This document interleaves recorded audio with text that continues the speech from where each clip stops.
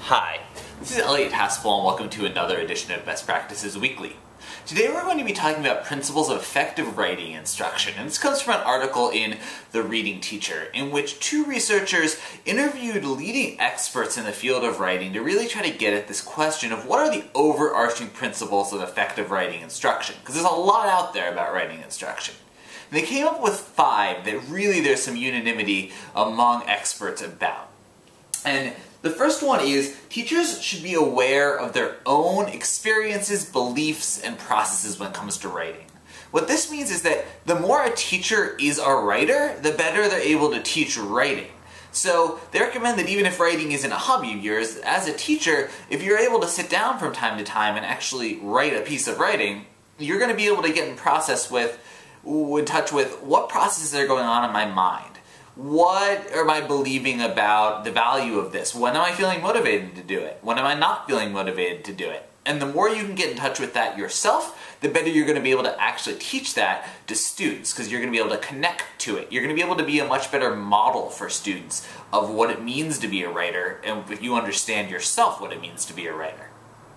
Next, effective writing instruction encourages student motivation and engagement. And this one is pretty obvious. Obviously we need students to be engaged, but what this means is that we have to think about how we're actually doing that. How are we bringing in students' beliefs and students' interests into the writing process? How are we designing authentic writing projects that are really going to speak to students? How are we just giving them this chance to really engage with writing in really meaningful ways? We want them to be engaged and we want them to be motivated. We have to make sure we're actually structuring our writing blocks so that happens.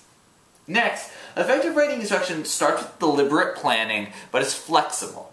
So this means that every time you go into a writing class, there should be some objective in mind of what students are trying to accomplish. What part of the writing process or what part of writing are they actually working on? There should always be a learning objective. But also, if a teachable moment comes up, so they give the example in the article that if you're working on, working on sentence structure, but an opportunity to talk about hyperbole or rhetoric comes up, then you should feel free to take that, and it's actually very important to take those moments. So having a very clear plan in mind to begin with, but also being willing to deviate from that depending on kind of what's happening with you and the students in any given day.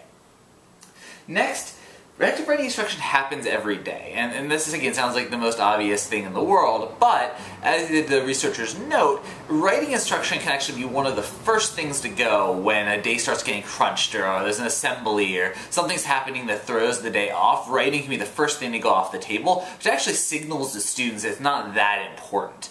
And so it's really important actually that we're giving students a very, sort of as much as we possibly can of uninterrupted writing time. And it also means that we're setting it up for students in a way that they're going to want to write. So instead of it just being a chore, how are we setting the environment so that maybe there's music, maybe there's some sort of special thing that happens for students during the writing blocks to convey that this is a time that's important, this is a time that is for writing, and this is really sort of sacred. And then, effective writing instruction is a scaffolded conversation between students and teachers. And what that means is that we need to engage with students in a continuous cycle of evaluating a piece of their writing, giving them feedback that is both very positive as well as being constructive, and then you setting goals for what they want to work on next, and then evaluating progress towards that the next time that they finish a piece of writing, and keeping on going on that continuous cycle of improvement. And they make a special note here about the feedback that oftentimes we have to be careful that we're giving enough positive praise, because students can get discouraged if they get these really marked up pieces of writing back. And we're giving constructive criticism just to be sensitive to students' feelings, especially in the elementary grades. Students can be a little bit more sensitive to the feedback. We want to make sure that we're really framing that in a well.